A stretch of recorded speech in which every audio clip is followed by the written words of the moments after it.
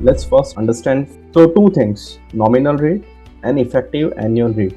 First point is nominal rate, which is basically yearly compounding. And then we have the effective rate, okay, which is a case of intra-year compounding. Let's see two scenarios. The one is the person goes to, let's say, SBI bank and do the FD, which is giving what the data we are considering is SBI bank FD 10% per annum, and this is basically nominal rate. I'll take some other bank, okay, for example, a hypothetical I'm taking XYZ, and there the FD is 10% per annum and compounding is semi-annual for both the banks. Okay, let's say the FD is done for, I'll say FD is done for, let's say, 3 years. We have to find maturity. So we are understanding if it is a nominal rate, something compounding annually. If it is a case of compounding half-yearly, right? So basically, this case, the XYZ, is a case of, we call it basically intra-year compounding.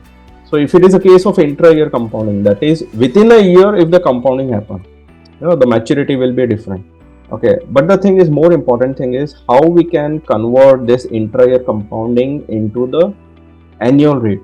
Technically, we call it effective annual rate. Okay, so in short, we say EAR, and somebody do a FD of 10,000. Okay, so what is the value in the third year? And it is simple. Your 10,000 is growing at 10%.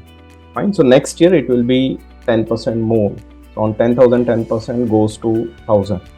And then again on the 11,000, 10%, it becomes 12,100. And in the third year, it becomes 13,310. So this is what we have done is with the SBI. Okay. But in case of XYZ, it will be very different. Okay, because compounding is half-yearly. When we say semi-annual, that is half-yearly, we have 2 half in a year. Okay, so let's say 2 half can be like January to June and then July to December. Okay, and here let's go with a period. Let's say first period. What the deposit is 10,000.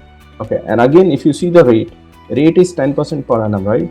But since it is half-yearly compounding, okay, what we do in the second scenario, this 10%, we divide by 2. Okay, this is for the first half, that is 5% for the first half. What the amount in 6 months will be, Jan to June. Okay, so what is the amount at the end of the 6 month? 10 into 1 plus 0.5, 0.05. Okay, so 5% on 10,000, it goes to 10,500. Okay, this is for the first half, and then we have July to December. This is the second half. So again, the period is what? The second period, second half. So the period is second half, and then again, what the opening balance is. Okay, so the opening balance is 10,500, and the rate is the remaining, that is 10% by 2.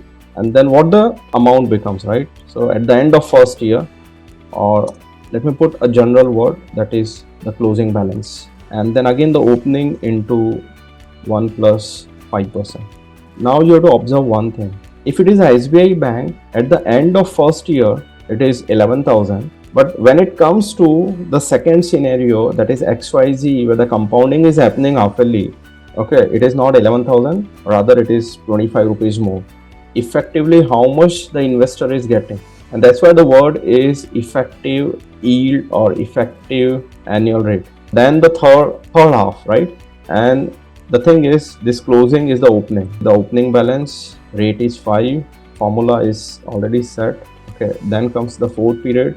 Okay, the opening is the previous period, right? And again the 5%, and again the closing is, okay, and let's come to the last one, the fifth half, the closing 5, and then the sixth half, right? So total 3 year, right? So 3 into 2 is 6. So we have the 6 half. Okay, so all the formulas are set. We have to just follow the process.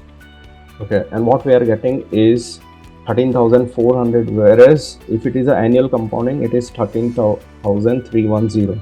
That means effectively what the annual rate is. And it's again, what we can do is, if it is an Excel spreadsheet, we can go with the inbuilt function.